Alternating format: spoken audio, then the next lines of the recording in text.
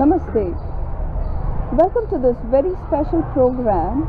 We are in conversation with His Holiness Pujya Shri Shantananda Puri Mahaswamiji of Vashishta Guha in Himalayas. Pujya Swamiji belongs to the Advaita Vedanta Guru Parampara of Adi Shankara. Pujya Swamiji is a scholar par excellence. He has mastered the Vedic scriptures and Puranic texts. His knowledge of Bhagavad Gita, Yoga Vashishta, Ashtavakra Gita and other texts is profound. Pujya Swamiji is admired and adored by his devotees for his simplicity and deep faith in the divine. Truly, Pujya Swamiji is considered the epitome of Gnana, Bhakti and Vairagya. On behalf of all of you, our pranams to Pujya Swamiji and welcome you to this program. Thank you, madam. Swamiji, can you tell us about the Vashishta Guha? Yes. A friend of mine who is a teacher somewhere nearer to Badrinath, or rather Kedarnath, he happened to find out from the Uttarakhand Mahatmya, perhaps from Padma Purana or something, he brought 3 shlokas. There it is mentioned, I went to the Vashishta Guha before going to Devaprayag. Devaprayag is 42 kilometers from Vashishta Guha. So obviously he is meaning this only. It is told there that I went there, I met the great sage Vasishtha, and from there I came to Devaprayag and I saw and I had the darshan of Sri Ram. It is told like that. So obviously this Guha is very, very old, it is natural and it is associated with a lot of miraculous glories. For example, the Guha, when you go, it's fairly quite long enough. At the end, there is a Shivalinga which has been installed within the last 200 years only. But behind that, there is a small wall. You will find a small hole. I am told this hole was big enough for a person to pass through in the earlier days.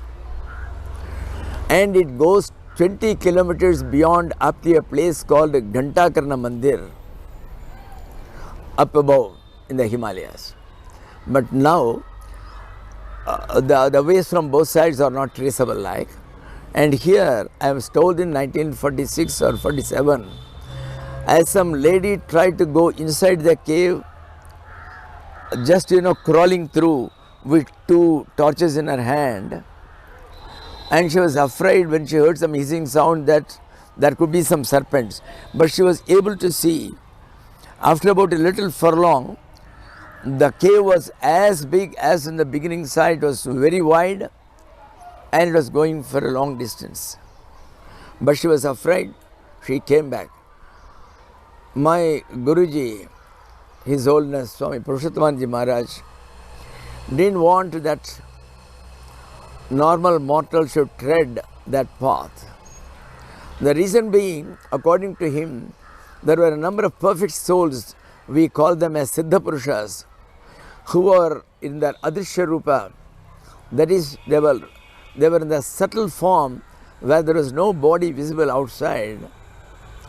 And they are people who have attained the highest, but like the Bodhisattvas, they wanted to help the world before they completely identified with themselves with the cosmic totality. And it is told that a good number of them are there still, and they are trying to influence the life led in the world by various people to the extent possible, and very miraculous incidents happen. There is one great sage at present who is known as Swami Dayananda Saraswati, His Holiness Swami Dayananda Saraswati. He has one ashram at Rishikesh. He has Vedanta College near Coimbatore in a place called Anagati. He happened to come there in 1996 along with his photographer. He took a photo of that small platform at the very end where the Shivalinga was installed. and there was nothing unique about it. But he went back and got that photo developed. He found that there were two big streams of light coming from the top of the Shivalinga, going parallel by the side wall, which is a small wall, going up above in the ceiling, and intertwining themselves into circles and loops, and going that length, and going to that other wall which was long, starting from the entrance to the cave. It went parallel, and then it disappeared into the earth just before the entrance, much before the entrance. He sent us 2 copies of those photographs. They are available with the Swamiji who is in charge there, and I also put a photo of it in my book called as Fragrant Flowers, which contains some of my memories. Can you also tell us about your experiences of staying in the Guha? The point is, I never chose. I was chosen. I was going somewhere to Shivanandaji Maharaj, with whom I had a long time contact. I was going from time to time for satsang. I was placed in Meerut in those days, and somebody was sitting by my side. He drew me into conversation, and he was later on transferred. He was a manager in the Escorts Limited, named Pritik Singh Patania from the Himachal Pradesh. He said, "Sir, you have been going several times to Shivananda, why don't you come along with me?" "Where to?" He said, "There is one Vashishta Guha and Swami Purushottamanaji is there." That's how I was taken. So I didn't choose, I was chosen, and I liked it. It was love at first sight when I saw my Gurudev, who was at that time about 79 years old or something like that. The first question he asked me was, "Hey, you have known me since 1952. How is it you are coming so late?" It was 1956 when I went to him. I've heard about him. I mean, his name was mentioned, one of the souvenirs of Shivanandaji Maharaj. I tried my best, I couldn't locate him at that time, because he has written, even today, there are masters who have come face to face with the Supreme Lord, and he has mentioned 2 names. One was my Gurudev's, other one was one Krishna Prem Maharaj, who was known as Ronald Nixon, and that's how I came there. And as regards my experiences, it's a wonderful place full of vibrations, where Paramahamsa Yogananda of the fame of autobiography Yogi had been there, it seems, and Swami Ramtirtha had been there, Papa Ramdas of Kanjagad had been there. So, and we don't know how many pure souls earlier had gone there and left the footprints of their vibrations for the posterity to enjoy and to come up in that spiritual line. At the moment you sit there, you find yourself so elevated, the mind becomes zero-like, and you are in ecstasy, almost a stage of meditation to which you could come by ardent practice for several years elsewhere, say in our own house and all that. And it has not been the experience of myself alone. Several people had their experience, several people had visions. There is a lady from Holland, 24, 25 years old. She was going somewhere, then the taxi driver told, "Would you care to visit? There is a cave." She came down and she was sitting inside. I didn't know about it. My room was in the backside, facing the Ganges. But she was there when we were in the dining hall. When she saw me talking to people in English, she said, "Oh, Swamiji, you speak English. I saw there your Gurudev left his body in February 1961. Have you met him since?" The question was not, it looked mysterious. She herself says he had left his body in 1961, and she is asking me, "Have you met him since?" I just said no and kept quiet. She followed me to my room after washing her hands. She said, "I want to share my experience which I had now here."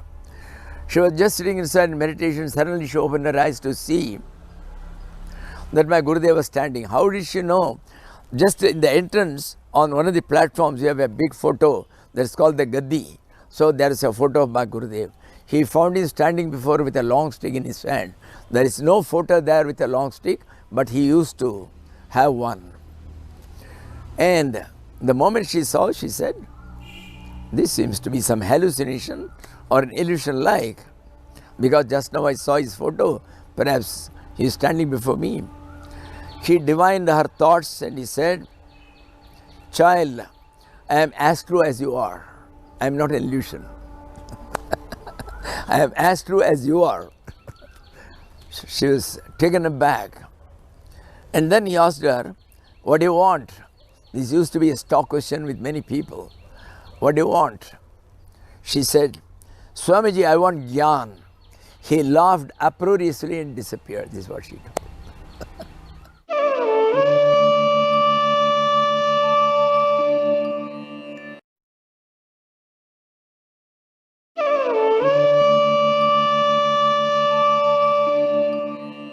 Swamiji, the Himalayan sages are known for their mystical presence, the mystical experiences, and for ages together, the Himalayan sages stand apart in Indian culture and tradition. Yes. What is the speciality? Well, there are two factors. A factor which affects the subject, a factor which affects the object also. The sages had their antennas so well developed by their austerities and penance that they were well prepared to grasp the subtlest of the spiritual waves which are passing from the cosmic totality.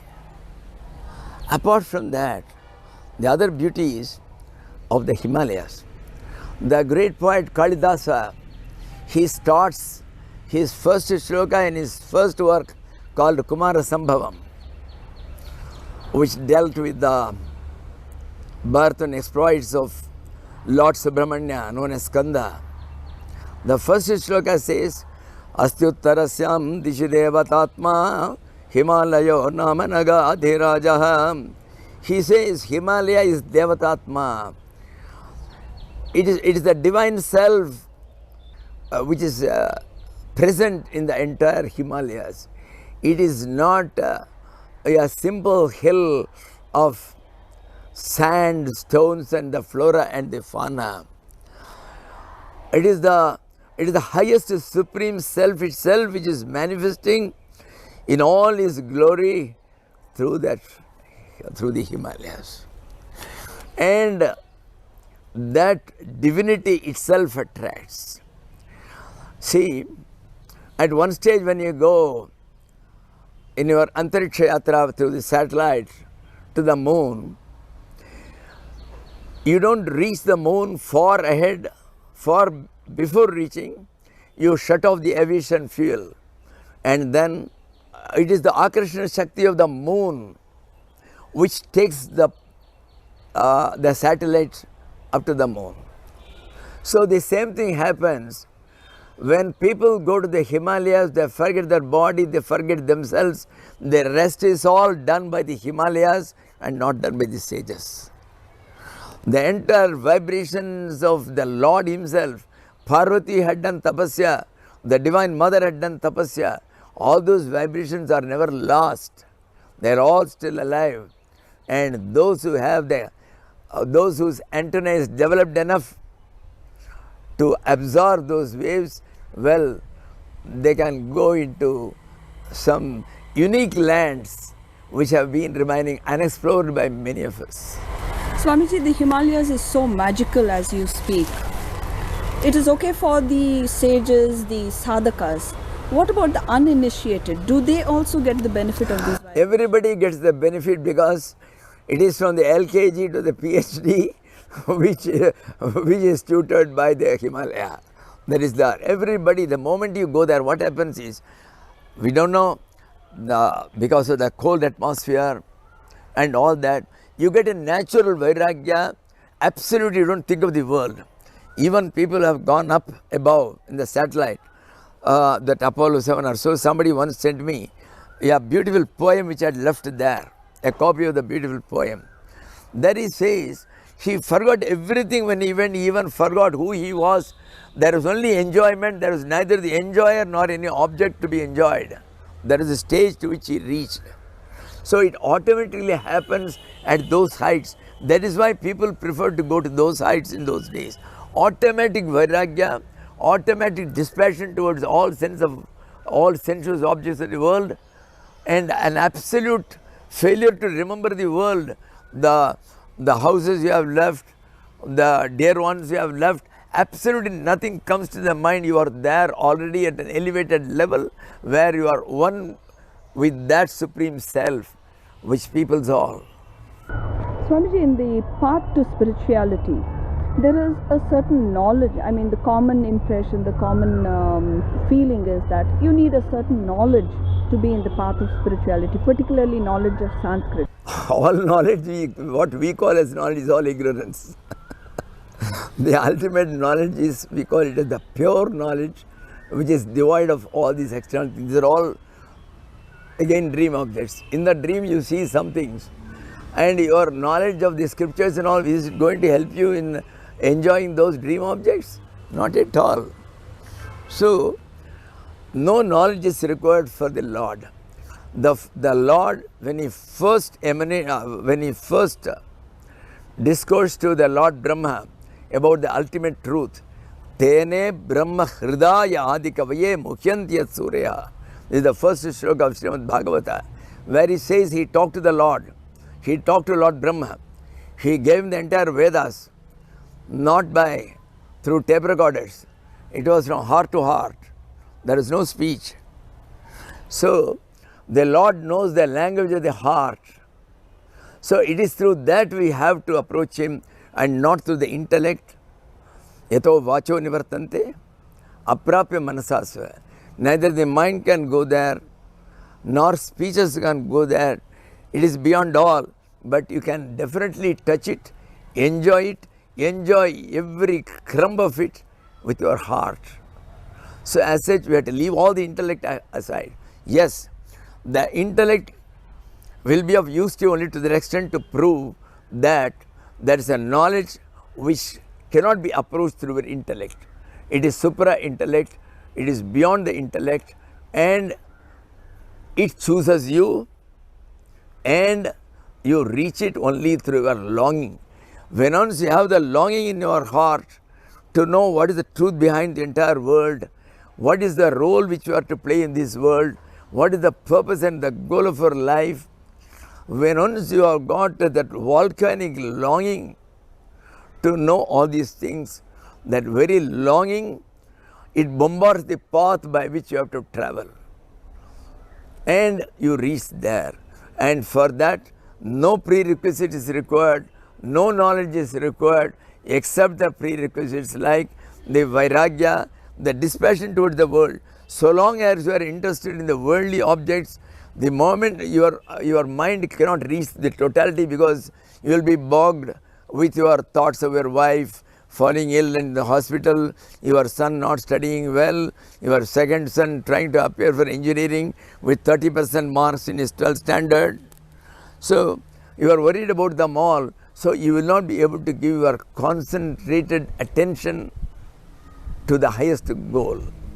So, as such, no knowledge is required, but if at all, you seek the company of the holy men who have either partly or fully gone through that way, traversed that way, that will help you a lot. Satsanga, your guru, and your longing. These three alone can take you to the highest spiritual knowledge. Swamiji, this answer is so convincing and so comforting to us, because many of us want to reach spirituality, want to take the path, but we have left behind Sanskrit, we have not read the religious texts, and we were at a dilemma as to can we take the spiritual path, but you have shown us the way of how to go there without all of this. See, no doubt, Sanskrit is a language, it's a beautiful language, and so many of our scriptural texts are there. If only you can understand it, it opens a beautiful vista of its own, but it is not a must. It is never a sine qua non for getting into spirituality. Swamiji, your book on stories for meditation is so appealing, right from a 5-year-old child to a 90-year-old, but it is very intense and profound in the message that it conveys. What is the magic in this book? I don't know. None of the books were ever written by me. I was just a stenographer taking the mother's dictation. What happened was, I was writing on Bhagavad Gita, Bhagavata, all on the elevated levels. And one day this boy, the grandson of Mr. Anand, who is now Achal, he used to ask me every time I used to come here, tell me a story. he used to ask for only one story. The story told by Nivedita about a school boy believing the words of his mother and calling for Lord Krishna, thinking that he was the elder brother who was in the jungle. And once he and his mother Lakshmi both together told, Swamiji, you are writing at that highest level. Why don't you write for small children? I said, no. I am in Advaita. I am only in that level. I cannot come down. When I went back to Vashra Guha, my mind was again and again coming over that topic. Why not? I knew a number of stories I have heard. Nothing original. I was never original at all. But there are a lot of stories which I have heard from various places. Beautiful, interesting stories I have heard, which most of us are not aware of. So suddenly I went on listing out the various stories I knew, and then it started like, so there is no magic of mine, all the magic is our mother Rajarajeshwari, who was inspiring, and it was my hand which wrote, but it was her expression. Swamiji, how essential is it to have a guru in the path for spirituality? This question was asked to Ramana. He said, how important it is to have a mother for a small child which is born. You see, what happens is, nobody gives anything, nobody takes anything. The ultimate reality, you cannot exchange it from one person to another. There is no transference. You are full of it. Everybody is full of it. We call it as Nitya Mukta Shuddha Buddha Sabhava. We are always enlightened, but we are dreaming. You are a billionaire having 48 lakhs of rupees in your pocket in cash, going to sleep, and you are dreaming that you are a beggar. Even when you are thinking that you are a beggar and you are pining and wailing, oh, you are all going and throwing so much amount in the temple, why don't you give me a rupee? I have not taken my meals for 4 days. Even then you are the billionaire, your pocket was full of money.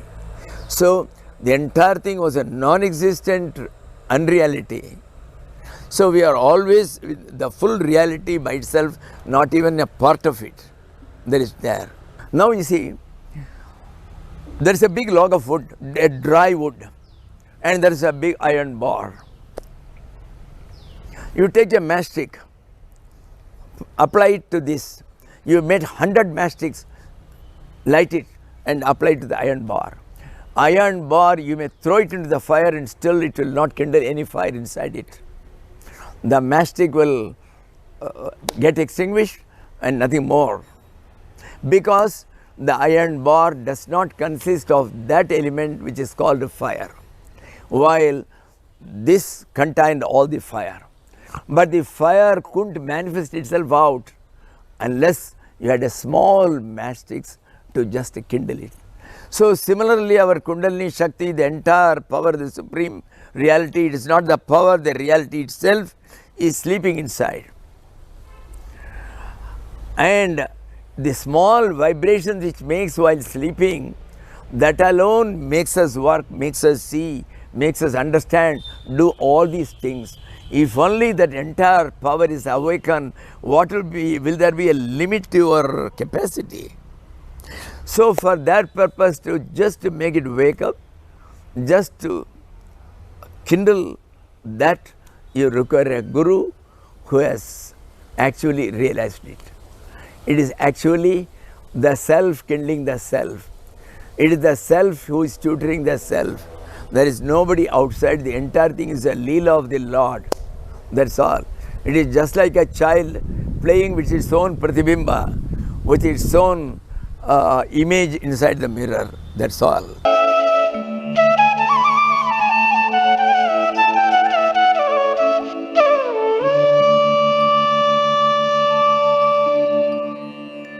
How do you identify a guru, Swamiji? Does it happen naturally, intuitively? You get the guru you deserve. It is your longing and your fitness which brings the guru to your door. By any amount of your search, you can't. I'll tell you a small story. There is a boy, he is aged about 23, he has heard about That Guru is essential for spiritual evolution. So he said, I am told that in Rishikesh and Haridwar there are a number of gurus. Let me go. So he starts from his village in the south and he is going. Just on the outskirts of his village, there is a small parrot ground lake where under a mango tree, one thin, lean, one monk has been sitting for a number of years with some malas in his neck and is always absorbed in his own self. He said he seems to be a holy man. We have seen him several times. So why should I not take his blessing before I go on this venture? He goes and bows before him. He gives his blessings. He said, Sir, I am going on the errand of finding a guru. Please bless me. And if you can, you seem to be a holy man. Can you tell me where exactly will I be able to find my guru like? He said, boy, I am not a magician, I am a monk. I can't tell you exactly where you will get, but I can tell you this much.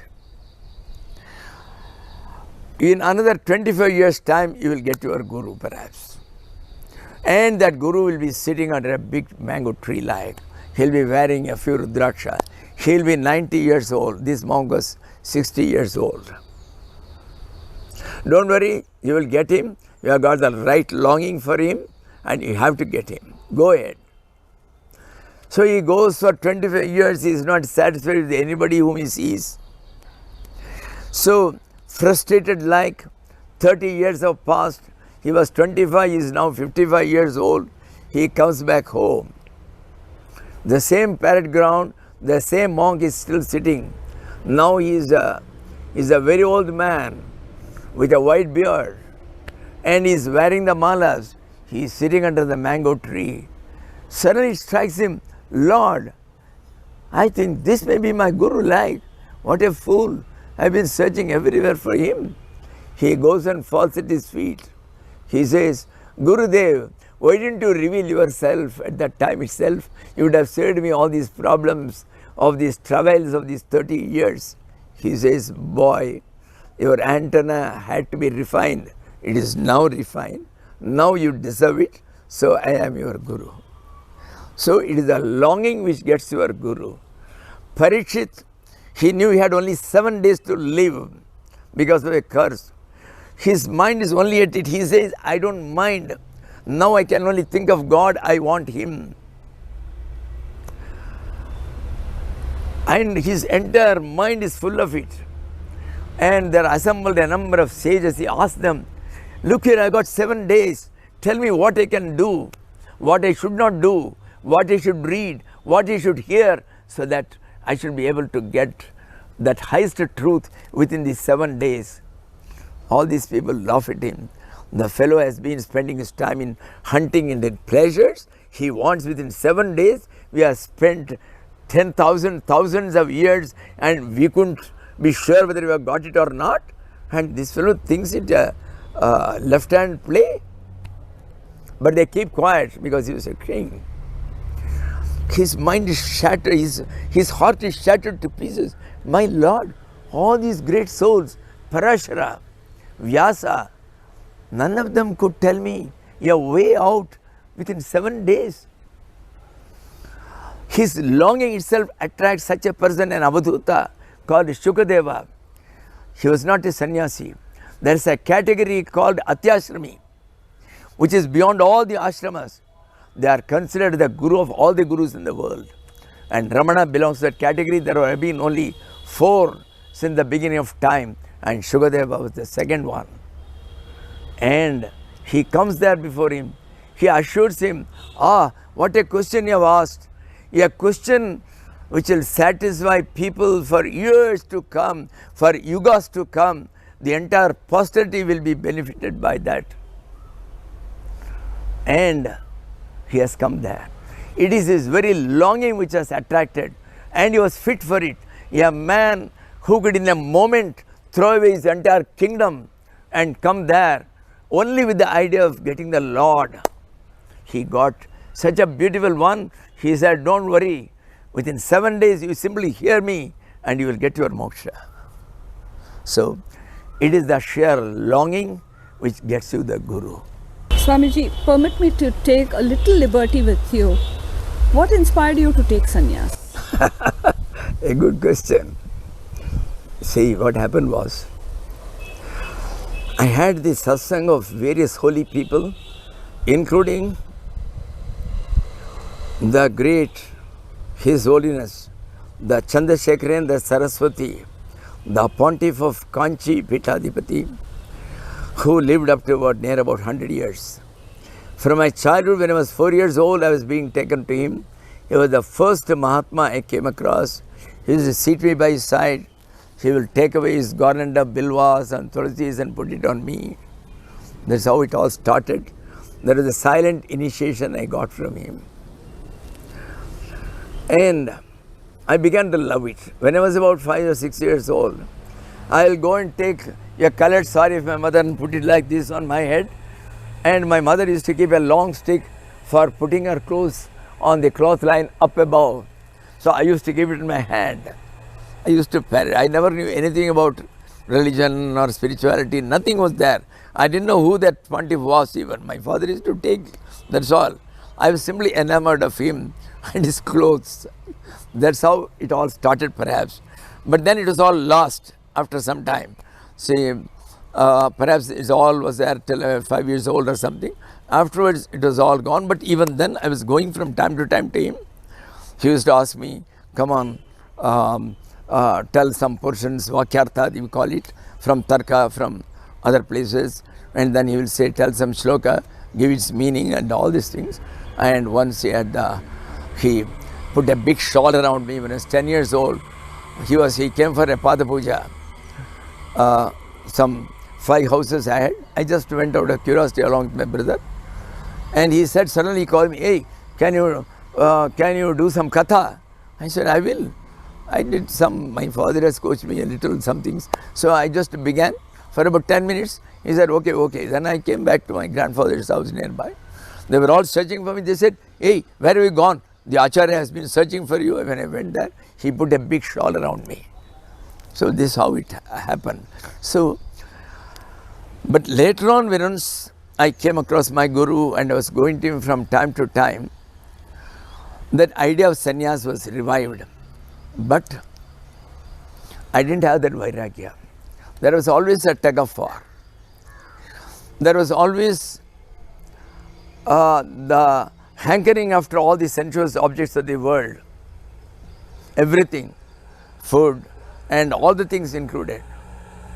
And at the same time, there was some untold craving to become a monk and then try to get the lot too. It was almost like a tug of war.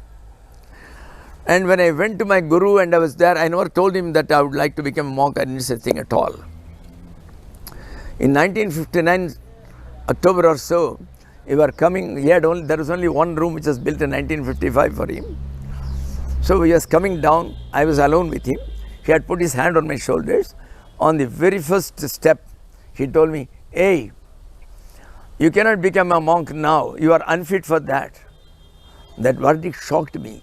I said, with all my knowledge of Sanskrit scriptures, if any one man in the world was fit for it, that is me. That is the ego. The balloon was pricked. It became like this. I couldn't stand it. I sat on the steps.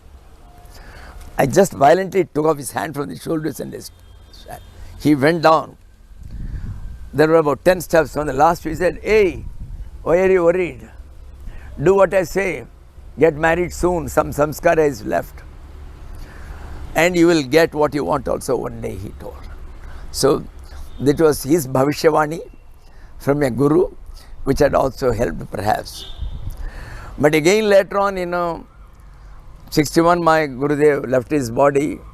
Then I was sent abroad by the government for about 5 years somewhere where I forgot God, I forgot meditation, I forgot everything. Office, parties with the few Indians who are there and going for parties almost every day or every alternate day, like completely forgot about this. That's all. And again it was revived when I came back to India. Somehow or other I was again drawn back to Guha. Somebody wrote me a letter. He somehow got my address. So again I went back with that monk He was a Guru Bhai of mine, and I went there, it all started. Then again I continued. Even 2 years before my retirement, I was trying to get a deputation so that I can get 100 rupees more for my pension. The Vairagya was never there. But then, we were settled at Bangalore with the family. The boy was studying somewhere in Kharagpur.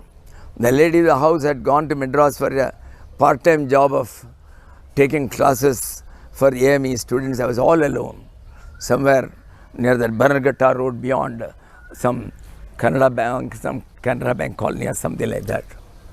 I said, oh, it is just like an ashram. I am perfectly okay. So I was deluding myself.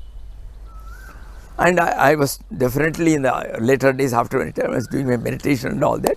And I was also teaching Sanskrit first in Madras. I was a part of this Hindu Seva Pratishtana who were teaching Sanskrit to people, conducting the 10 days course for speaking Sanskrit freely and all that.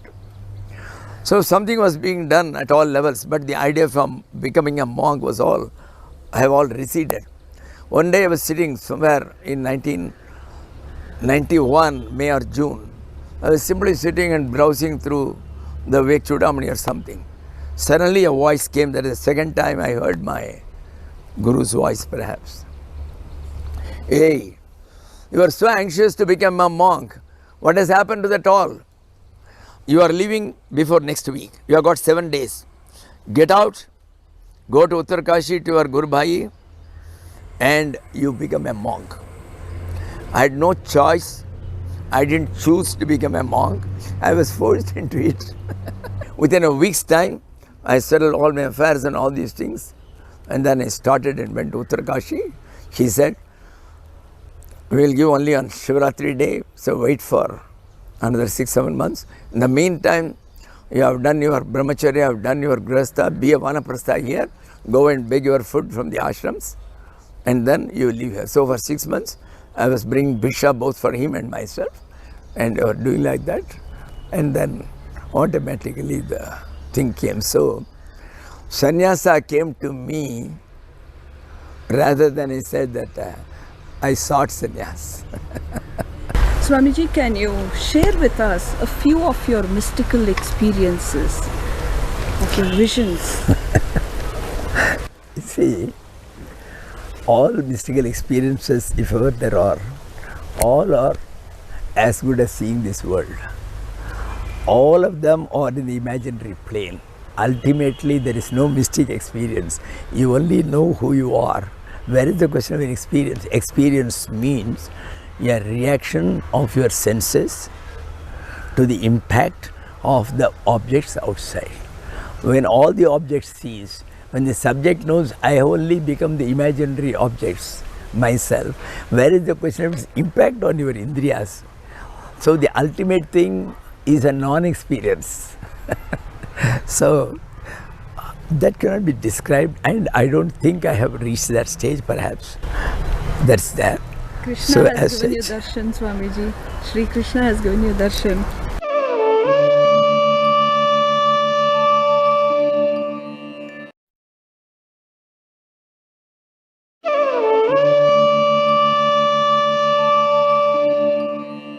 Well, I do not know. I don't want to talk about it anyway.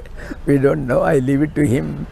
But I have not received the government order. You have been declared as a Jeevan Mukta. I am awaiting it. So that's it. And the main mystical experience is everybody is having different moods. Today you are in very good mood. You are effusive in your welcoming people. Come on, how are you? It's a long, long time. Another day he comes, he says, good morning, you are just in your mood. No good morning even. So number one, we are in moods. Number two, we are having alternating sukha and dukkha, happiness and unhappiness, sorrows, distress. Well, some of them we think are physical, but the Shastras say that all the distresses and all the dukkhas are all mental. There is nothing which can be called physical, because the body is jada, so it cannot have any experience. So it is the Chetana which can have the experience, but there cannot be an experience because Chetana is all alone. There is no other object. So either way, there cannot be any Sukha or Dukkha. The entire thing is an imagination. That's what the Shastras say. So when once you reach a particular stage where you are happy and where you love everybody, everything, including the smallest of creatures which go on the road, you don't have any disgust with anything, even the most disgusting things which are lying on the road. Oh, I have just touched it perhaps. Even that, when you don't have any disgust with anything, and when you have no change of moods at all times, you are bubbling with your own joy. And the effect of Sukha Dukkha, I wouldn't say they were completely gone, but it is just like a ball which is bouncing within a second. It is not like a mud ball which once it goes, it just gets depressed, it never gets elevated later on. Here is a ball, it may feel some Sukha or Dukkha for a second, but again it rallies back to its original state that is there. I would say these are the best mystical experiences which I have had. So I can't categorize them because it continues at all times, more or less like. There has never been anything, the doctor himself said, 3.5 months I was lying down. I was never complaining to anybody, oh I get bored and all that. There is no question of getting bored. I was very happy. I was happy that the God has revealed His hand, how beautiful after accident service He can do for me. Just like the after sale service. So He came, He rallied with all His strength behind me. So in various ways. So I was very happy, absolutely happy. The day I got up and I was beginning to walk, I was not separately elated. I was equally happy only. I would say perhaps these are the only, if you may call them as mystical experiences, well, they are there. And nothing more than that I have ever had. That's all. Swamiji, the Ashtavakra Gita, yes, I have read that it's very, very difficult to comprehend because it can confuse a person, and only those who have really reached the highest level of sadhana are the ones who can really read the Ashtavakra Gita, and you have mastered it. The point is, you are again talking from this birth point of view, unaware of what amount lies in your savings bank account of past births. So, the fitness or otherwise, it is not for us to judge because we don't know that how much amount lies. You may be a billionaire and you may be having only 30 rupees now in your savings bank account. What about the billions which are there? At any time you can draw them. So as such, it all depends, the path which you choose. It depends on your guru. It depends on the path that you have gone through in your previous births. In every birth you can't go through a different path. You will never reach. So it depends on all these things, but then it is the simplest. What further thing you want? He says, simply remain in your being and nothing else. Yadi deham parityajya chiti vishramya tishtasi adhunaiva sukhi shanto jivan mukto bhavishyasi. I will call it the instant moksha capsule, which it's not very difficult to get to that stage. Provided you have a will, where there is a will, there is a way, that's all. Sit for half an hour. Tell the world, please, I request you for half an hour, don't come near me. Then you come and embrace me to the extent to the fullest extent, but please allow me half an hour to myself. So, request with love, world, please be away from me for 15 minutes even. Start with it. When the world goes, your body is part of the world. You are not part of the world, but your body is part of the world. So, the body sense also need not interfere with your things. Don't do anything. Simply sit. That's all. Simply sit. Come like this and you simply sit. There are a lot of plants and all that. Don't choose anything. Oh, hurry, this is a mango plant which I planted badly 2 weeks back. My Lord, how it has grown. Don't choose. Live in the choiceless perception. You perceive the totality, don't choose an individual. Simply remain. That's all. Similarly, the perception of the ear. There are various cacophony of sounds going on everywhere. Suddenly you don't pick up, oh my Lord, this is my sister's son who is crying. What has he been doing? Don't pick up one sound. Live in the totality of the noise. Live in the totality of the scenery. Simply live there. And this is simply being, that's all. Nothing comes, you are simply am. Nanu, that's all. Simply remain in that. That's more than sufficient. How difficult it could be, I do not know. It's not, see, ask for 15 minutes. Do that. Then slowly extend. You tell them 5 minutes more every day. So after a month you ask, please word another 5 minutes more. You'll be able to do it. That's there. See, everything is that. Even the world is made up of that. So if you request, your request will be acceded to. No problems. Approach it with all love and you will get it. That's all. The longing and the love. That's all. That will get you everywhere. Even this world, don't reject it with harshness. That's all. Love everything. Everything is He. But the form in which it is coming, it is alluring, rather luring you away from the ultimate. So you request it, please, for half an hour you keep it yourself, then you do whatever you want with me. So daily half an hour, the base, Vamana required only 3 feet and he took the entire person to him. So these are the 3 feet you require, and then he goes beyond. The 3 feet are, give me your Rajoguna, give me your Sattva-guna, give me your all the 3 gunas, I'll take you beyond. Beautifully you put it, Swamiji. That's all. Swamiji, it is said that you don't stay in one place for more than 3 days. What is the philosophy behind that? See, the philosophy behind it is, when you are there for 3 days, you get attractions. And you cultivate attachments. That's what happens.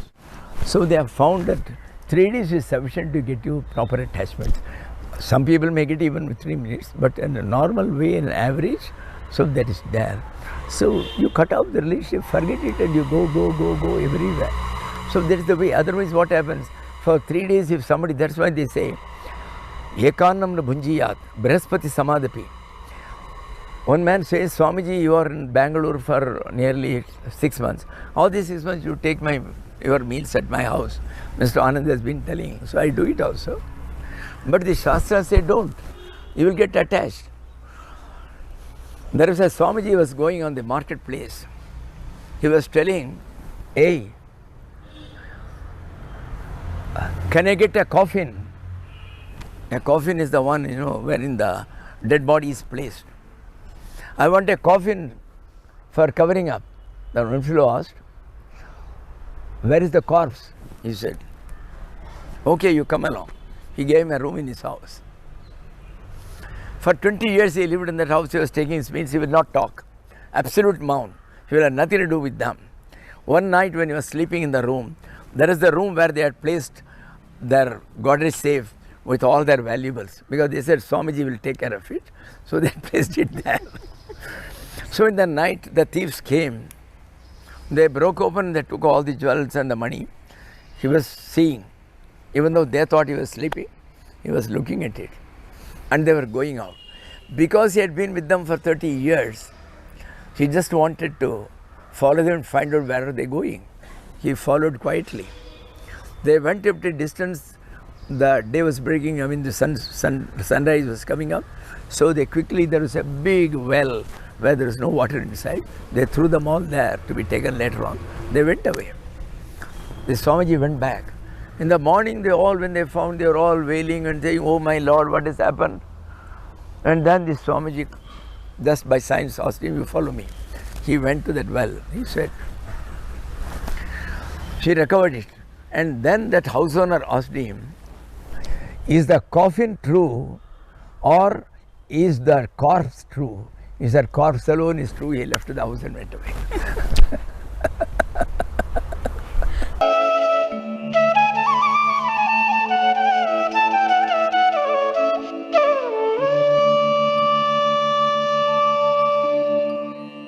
Swamiji, is science an impediment to spirituality?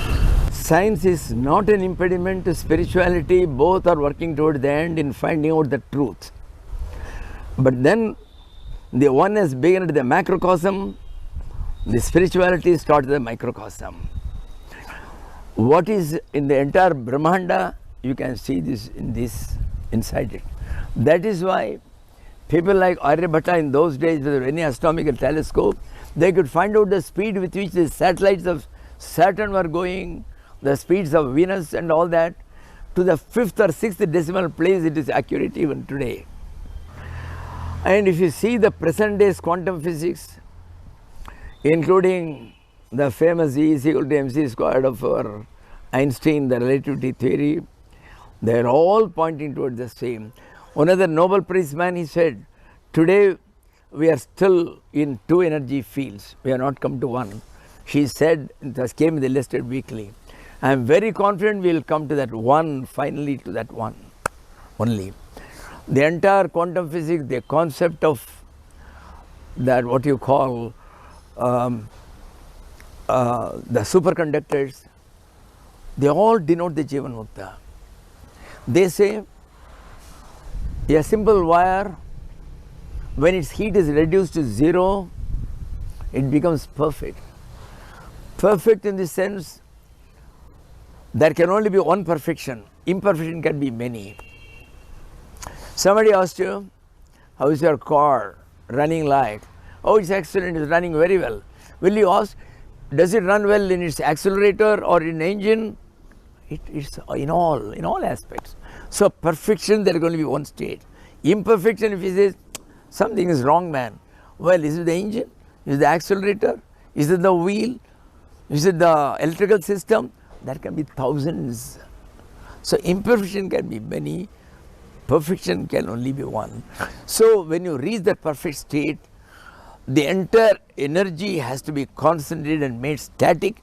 It should not be allowed to disperse.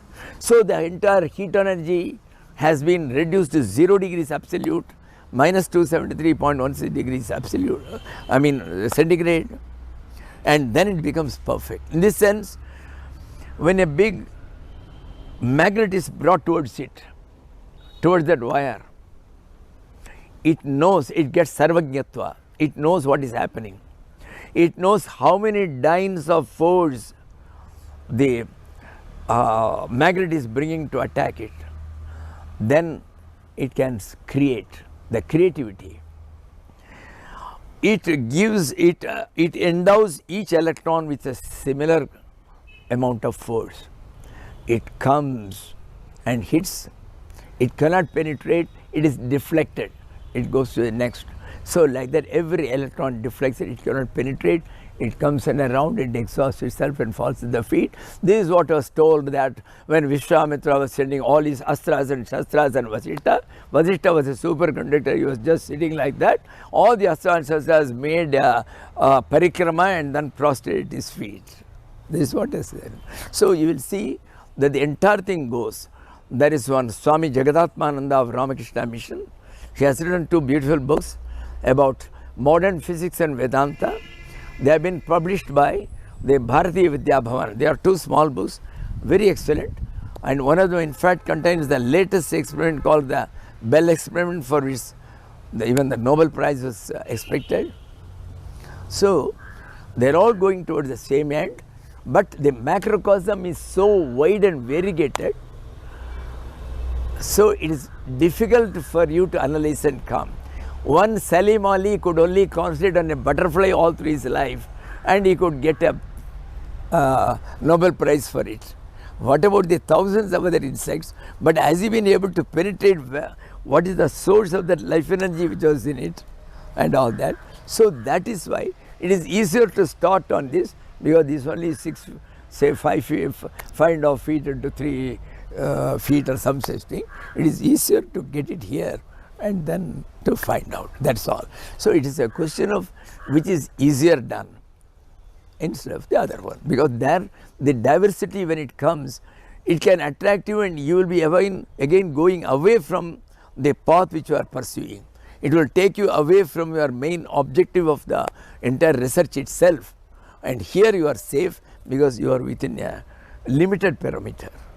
That's what I feel like. Swamiji, we started this conversation with the Himalayas. Now I'm coming back to it. The Himalayas has always attracted sages and siddhas. Yes. So has Tiruvannamalai. You have been in both these places.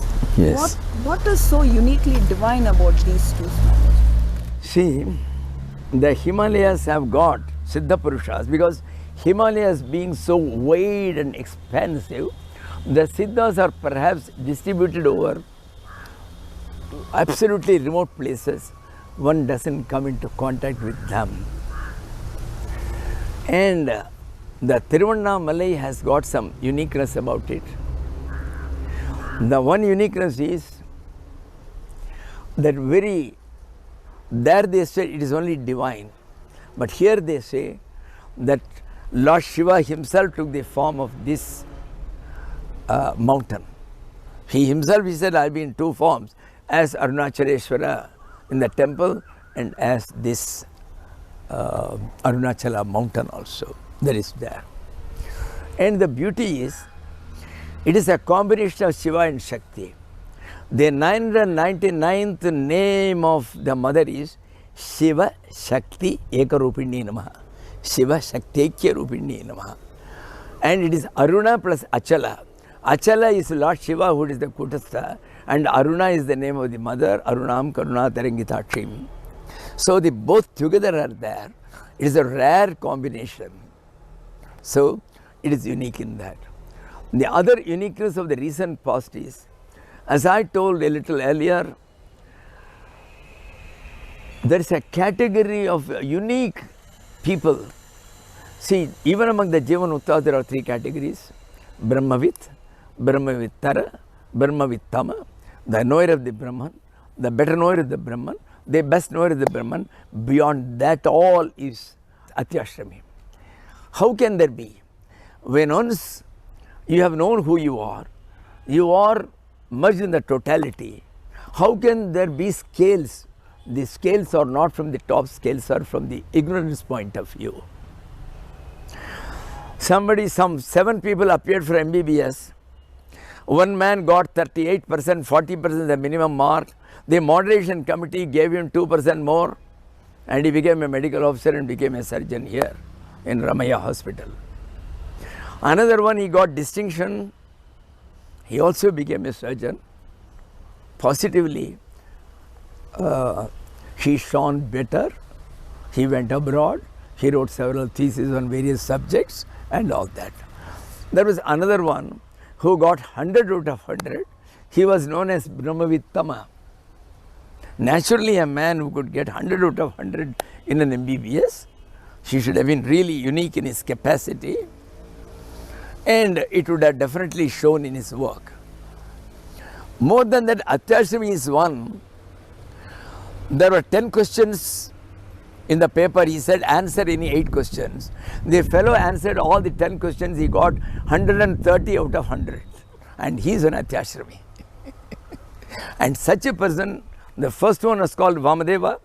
While in the womb of his mother in the 10th month, he became realized. He said, Aham Manurabhavam, Aham Chandasa Suryascha. Oh, I am the moon, I am the sun, I was the Manu. He began to exclaim. So, the Atyashrami is one who has never subject to any samskara of upanayana or marriage or any such thing. The man who wears no emblems to show whether he is a brahmachari or a sannyasi. So like that, it's all described. There are about 20 shlokas in the book called Sutta Samhita. It has been repeated in the Vidyaranya's book, Jivan Mukti Viveka, all those 20 shlokas, and they also come in some other Puranas, Padma Puranas like that. It is there. So they are unique category. They never had a guru in this life. They are ready-made acharyas who came only as the world teachers in this world. The second one was Shukadeva, the third one was Jadabharata, and the fourth one is considered to be Ramana. It is not others who told. Ramana himself declared it.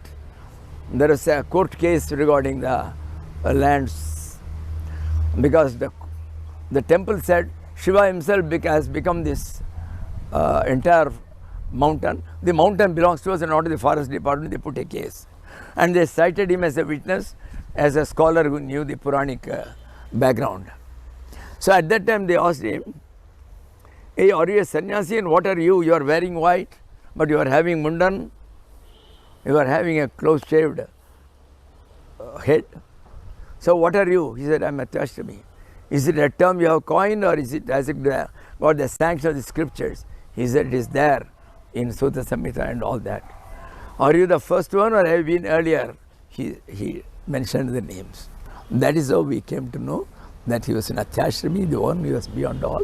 So when such a person had been there, the vibration is something unique which you cannot imagine. And that is why it is told in the Arunachala Mahatmya that for 20 kilometers radius around this Arunachala, a jnani need not take formal sannyas at all. Every jnani is a born sannyasi there. Shringeri Shankaracharya sent his emissary, a great Pandit, to Ramana to convince him that you should not live like that, otherwise everybody will flout all the scriptures and say, oh, Ramana lived like that, I need not take sannyas. So the parampara, the tradition stands at a risk of being lost. Ramana heard him, he said, okay, you go and have your meals and come back, we will discuss about it at 2 o'clock. And he said, you need not go anywhere, the sannyasi will come to you, we will give it here itself, everything the pontiff will arrange. When he went away, he was sitting with 20-30 people. A bright gentleman with a panchakacha and all that, he came with a kundala, with kundalas in his ears, very bright looking. With a radiant face, he brought some 7 or 8 books. He didn't do namaste or anything, no courtesies to Ramana. He came with a uddhata bhava, with a uddanda bhava, that is as if he is the king of all. And he placed these books before. Please look after this, I am coming within about 20 minutes or so. And he went away. And idly, the first book he took, Ramana, and he turned a page. There he found Arunachala Mahatmya, this particular shloka, that a jnani within 20 kilometers of Arunachala need not take formal sannyas at all. He put a paper and he noted on a sheet of paper that shloka, that chapter and verse and all these things. He kept it by himself. Then afterwards, people were all sitting, some went, some came back and all that. Suddenly to his dismay, he found these books were not there. Just at that time, the man returned, that Panditji, he came. Then these books, he asked, hey, has anybody come and taken the books? Nobody knew how the books disappeared. Anyway, he had kept it written. He showed it to that. He says, sir, I am only a postman. I will convey it to the Shankaracharya. He went away.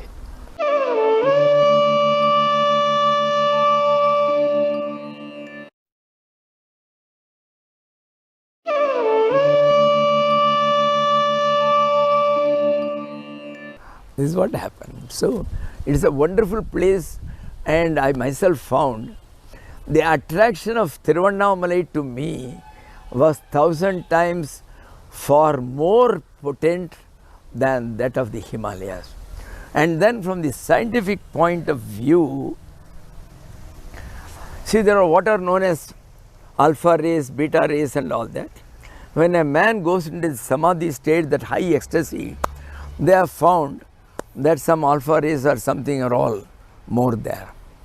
Normally these rays are emitted by radioactive substances like thorium and all that, which are all used for the atomic bombs and all those things, atomic things.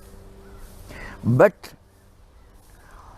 I read an article long back, some scientists had written, from that particular mountain, plenty of those waves are coming all along.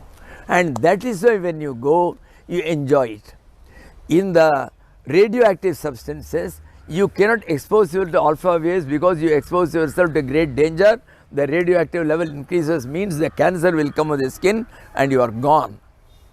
So you cannot enjoy it. Here is a case where the pure alpha waves are in plenty. So Bhagavan Ramana has told you just to come round the hill all your lifetime, once a day even, you will get your moksha automatically like. This is what he had told. And a person came to Ramana, he said, sir, I got a lot to discuss with you, I got a lot of problems. He said, look here, this group of people are going for a parikrama, for a perambulation of the mountain. You go along with them and come back, I'll give you enough time, we can discuss.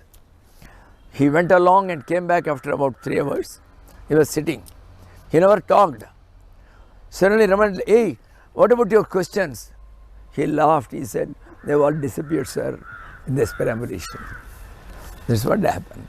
So, scientifically, spiritually, somehow it's my own personal experience that I found that Arunachala is far more helpful to a normal man in the modern days than any. I have seen a number of young boys coming. Yesterday, when Dr. Santosh came, he is there in the micro or somewhere, he's a company doctor. He wanted to stay with me yesterday night, he stayed throughout the night, early morning, 4:30 he left. Throughout the night he was talking. He used to come to Ramanashram a lot, young fellow, he is not married. Similarly, there is one Arjun Warrior. He used to come all the way, he's a chartered accountant, he has not gone for any job in the 3 years. All his people, his younger brother, elder brother, 2 elder brothers, his father, his grandfather, they are all chartered accountants, they are running their own company. This fellow doesn't want to be with them and he's coming every week to Arunachala. He's spending time. What do these young men find? They are sitting in that meditation hall where Bhagavan Ramana had lived for 32 years and then they find something which they have never come across in their life, a sort of a peace or whatever it is like, and they are all agog with interest to gain more of those experiences. They are very often they are going there, their mothers are distracted. This Santosh mother came day first day. She was feeling it was high time he should marry. That's what is happening. So that place is something which is astonishingly stupendous in its spiritual powers. It can elevate everybody. There is even a Jada can become a Chaitanya there. That's what I feel like. Swamiji, I want you to close it with 2 stories. One is the story of Janaka and Ashtavakra, where Janaka is meditating. And the other is the Jalebi story of Uttarkashi. Yes. You want them? Yes, Swamiji. I'll start with the Jalebi story because let us start with sweet. See, what happens is, it is told in our scriptures, Jitam Jagat Yena Jitahi Jihva. A man who has controlled his tongue in both its aspects. One is the taste and another is talking. He has conquered the entire world. When Mahaprabhu Chaitanya wanted to take sannyas at the age of 28, his second wife Vishnupriya was there. He goes to Keshava Bharati and he tells him, hey, you are a young man, how can you have vairagya? He said, you test me. Come on, stick your tongue out. He put some glucose. He waited for 15 minutes, not one granule dissolved. He said, yes, you are fit. So, there was a Swamiji in Uttarkashi. He was an old man. He was respected by all. He was living near Ujjaili, one of the places there. And it was Diwali time, Deepavali. So there was only in those days, even though it's a district quarters, Uttarkashi, in the Himalayas, on the way to Gangotri, there was only one halwai shop. So he extended into 3 big shops the previous day. So all the sweets were all made. And he had 3 big sons. So all of them were manning them. And this Swamiji came over there. Then all the sons as well as the father, they invited him, Swamiji, you can do some boni, please have anything you like. So it's all at the expense of the house. He said, no, I don't want anything. He was quietly standing. He was standing by the side of the first shop where the jalebis were all beautifully arranged in a conical manner. Some 10, above them some 8, above them some 6, like that in a conical manner they were arranged. Suddenly all these people, including the customers, several customers had come. because in the north they don't prepare any sweets at home. For Deepavali, all are only purchased from the shops. Suddenly they were all horrified to see this Swamiji. He was sticking his tongue out and he was licking all the jalebis from the lowest layer to the top. My Lord, who will purchase things and the Mysore pak is adjacent to it, is touching the jalebi, and who will take this jutan which is polluted by the mouth of a person? The fellows came and bet him black and blue, this old man, till he was lying unconscious like, and then they had to take them away and prepare afresh and all these problems. This Swamiji slowly crawled away to his cottage just nearby. People couldn't believe their ears, because in all these years they have known him, there is nobody so austere like that Swamiji.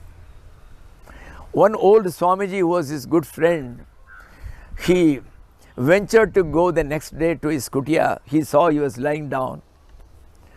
So he first prepared tea.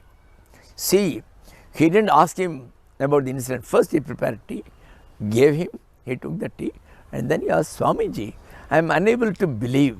I think there is something else to it. Can you tell me actually what happened? He says, no, it happened in the way it is told. I didn't lick the entire thing. But the fact was, I had conquered all my senses. But there was only one vasana which is very strong, one latent tendency, my attraction to jalebis. Wherever the jalebi was, I will not look at anything else, my eyes will be only at the jalebi. I have told my mind several times, my mind was not prepared to heed me. So I said, I have to teach a lesson. So yesterday the beating I got, it is sufficient. Now not only jalebi, whenever I begin with the term G, immediately the entire body shakes, mind says, no, no, no, no, I won't go near that. So this is the only way I could teach it. I am very happy, don't worry, I will become okay within a few days' time. So this is one. Yes. The other story was? Janaka and Ashtavakra. Janaka and Ashtavakra. You see, Janaka was a king, he was known as Videha. Videha means he had no body sense at all. She was already at a higher level of, in fact, according to the Mahabharata, the one who became the first monk was Janaka. His guru was Yagyavalkya, who was a family man at that time. So he goes round him after taking his, and then he goes and sits. He takes bhiksha in that Mithila Nagari. His wife comes and shouts, there are shlokas. Is there nobody in this Mithila Nagari who can go and take his kamandalu and shatter it to pieces? There is a shloka like this there. So that high level. And he was the Shishya of Yagyavalkya who told him, you do ahangraha upasana. Ahangraha upasana means aham brahmasmi, I am that supreme being, I am that supreme self. So concentrate on it and go on telling it also. See, there are two sects. One believe in telling aham brahmasmi. The other one says you should be as Brahman, don't tell aham brahmasmi anyway. Whatever it is, he was telling aham brahmasmi. So he wanted to do the practice. He went to the Ganges. He found out a sheltered place, a remote place on the banks. He sat there and he was telling, aham brahmasmi, aham brahmasmi. Just at that time, a great sage called Ashtavakra, who was bent in 8 places due to the curse of his father, who could wiggle and waggle and see, you can't walk straight even. He was going by that side. When he heard Janaka, he said, what a pity. He is the right candidate to realize the Lord. He is just right. But why is he wasting his time like? He has not been taught properly. He has not understood properly. It is not a fault of the Guru, it is a fault of the Shishya. He goes to him, he goes very near to him. He has a staff, he has a stick, he has a kamandalu in his hand. He began to shout, this kamandalu is mine, this danda is mine, mama dandaha, mama kamandalu, mama dandaha, mama kamandalu. Janaka said, why this old man should choose this very place? So he moved to another end. It was continuing. This old man didn't leave. He went there. Again he began to shout, this kamandalu is mine, this danda is mine. Now, Janaka couldn't tolerate. He said, oh revered old man, please come here. Look here, the kamandalu is yours. The danda is yours. Nobody disputes it. Why are you shouting about it? Then he quipped back, my dear Janaka, does it not apply to you? You are the Brahman. Why are you shouting, Aham Brahmasmi, Aham Brahmasmi? You are the Brahman. Nobody disputes it. Nobody can. He understood. Be the Brahman and don't shout, I am Brahman. That's all. Pujya Swamiji, thank you is a very small word for the amount of knowledge you have given us. On behalf of all our viewers, we seek your blessings and our humble pranams to you. All the blessings of the Lord on the entire world. Sarve jana sukhino bhavantu. And thanks to you. Hari Om. You know what is Hari Om? Hari Home. Hari Om. This is not your home. Yad Vishnu Paramam Padam. That is the home. What are you doing here? Don't hurry. Hurry to hurry.